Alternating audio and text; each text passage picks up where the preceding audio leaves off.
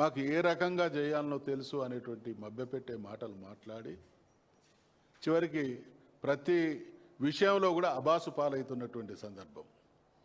ఇవాళ సీరియస్గా మేము అంటున్నటువంటి మాట ఏంటంటే, ఒకవైపు బీసీలకు రిజర్వేషన్ల విషయంలో కానీ, బీసీలకు సంబంధించినటువంటి అనేక విషయాల్లో కానీ, రాష్ట్రంలో మిగతా వర్గాల ప్రజా అభివృద్ధి సంక్షేమ కార్యక్రమాల విషయంలో కానీ జరుగుతున్నటువంటి నిర్వాహకం ఒక రకంగా ఈ రాష్ట్రంలో ఉంటే, దేశవ్యాప్తంగా రకరకాల ఎన్నికల ప్రచార సందర్భంగా ఇక్కడ ఉండేటువంటి ముఖ్యమంత్రి మంత్రులు మాత్రం మేము అన్నీ అమలు చేసేసినాం, బీసీలకు చట్టబద్ధత తీసుకొచ్చినాం, 20,000 కోట్ల రూపాయలు ఖర్చు చేస్తూ ఉన్నాం అనేటువంటి మభ్యపెట్టే మాటలు మాట్లాడుతూ ఉన్నారు.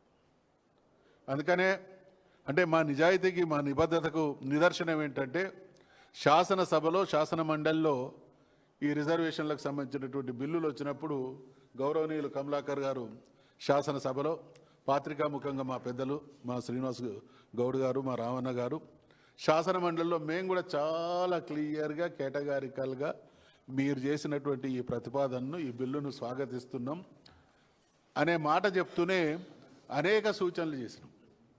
మేము చేసినటువంటి సూచనలో తమిళనాడులో జరిగినటువంటి ప్రక్రియ, అక్కడ ఉన్నటువంటి ప్రభుత్వం చిత్తశుద్ధితో అన్ని పార్టీలను దేశవ్యాప్తంగా ఉన్నటువంటి వాళ్ళందరినీ కూడా కదిలించి దేశంలోనే ఒక రకమైనటువంటి వాతావరణాన్ని సృష్టించి 9th షెడ్యూల్లో చేర్పించుకోవడం జరిగింది. కాబట్టి ఆ ఒత్తిడి రావాల్సినటువంటి అవసరం ఉంది.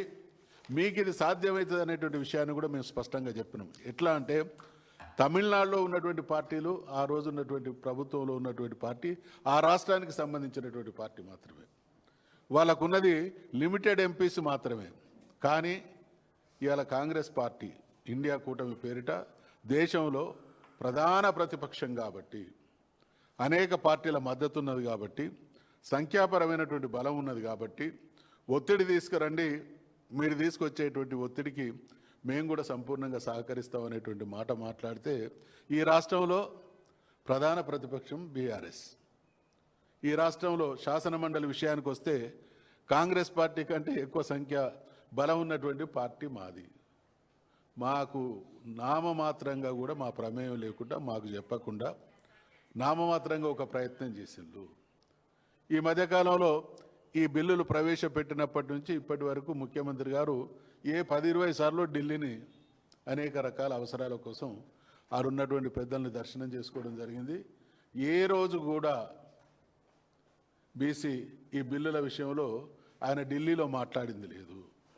వారి పార్టీ నాయకుడైనటువంటి రాహుల్ గాంధీ గారు కూడా ఒక్కరోజు మాట్లాడలేదు. అంటే ఆ పార్టీ తెలంగాణ విషయంలో, తెలంగాణ ప్రజల ప్రయోజనాల విషయంలో, తెలంగాణ బీసీల విషయంలో వారికి ఉన్నటువంటి చిత్తశుద్ధి లేమికి నిదర్శనం ఏంటంటే, బీహార్లో ఓట్లు గల్లంతైనాయి అని చెప్పి రాహుల్ గాంధీ గారు, కాంగ్రెస్ పార్టీ మొత్తం స్పందిస్తుంది, ముక్తకంఠంతో డిమాండ్ చేస్తుంది. అదే తెలంగాణ బీసీ బిల్లు విషయానికి వస్తే ఒక్కరోజు కూడా ఒక్కరు మాట్లాడినటువంటి దాఖలాలు లేవు. అంటే జరుగుతున్నటువంటి తతంగం అంతా బీసీల పట్ల ఈరోజు కూడా 2 నాలుకల ధోరణి. అసలు ఏదో సినిమాల వెనుకట ఏదో డైలాగ్ చూసినాం, ఇట్లయితే ఇది మాట్లాడాలి, అట్లయితే ఇది మాట్లాడాలి అన్నట్టు ఈయనే ఓదికు మేము ఇది అమలు చేస్తామని మాట్లాడతాడు, ఇంకొక వైపు ఎవరినో కోర్టుకు పంపేటువంటి ప్రయత్నం చేస్తారు. ఏది ఏమైనా అన్యాయం జరిగితే భరించవచ్చు, అవమానం జరిగితే సహించం, మనసు గాయపడితే పర్యవసానాలు తీవ్రంగా ఉంటాయి. కాబట్టి ఇవాళ రేవంత్ రెడ్డి ప్రభుత్వాన్ని, అదేవిధంగా కాంగ్రెస్ పార్టీని హెచ్చరిక చేస్తూ ఉన్నాం. 42% రిజర్వేషన్లు చట్టబద్ధత మాత్రమే మీరిచ్చినటువంటి హామీకి పరిష్కారం. కాబట్టి ఈ 42% రిజర్వేషన్లు ఏవైతే మేము అంటున్నామో, ఇది కాంగ్రెస్ పార్టీ తానంతట తానుగా ఇచ్చినటువంటి హామీ తప్ప బీసీలుగా మేము చేసినటువంటి డిమాండ్ కాదు. బీసీలుగా ఈ దేశంలో ఉండేటువంటి బీసీలు ముక్త కంఠంతో అంటున్నటువంటి మాట, 75 సంవత్సరాలు మాకు అన్యాయం, అవమానం జరిగింది, మేమెంతో మాకంత కావాలనేది మా నినాదం అయితే, మీరిచ్చినటువంటి హామీ 42% రిజర్వేషన్లు. కాబట్టి ఈ 42% రిజర్వేషన్లు మాత్రమే సమస్యకు పరిష్కారం. కాబట్టి ఖచ్చితంగా దాన్ని డిమాండ్ చేస్తూ ఉన్నాం. పర్యవసానాలు బీసీల పరంగా బీఆర్ఎస్ పార్టీ పరంగా తీవ్రంగా ఉంటాయనేటువంటి హెచ్చరిక కూడా చేస్తా ఉన్నాం.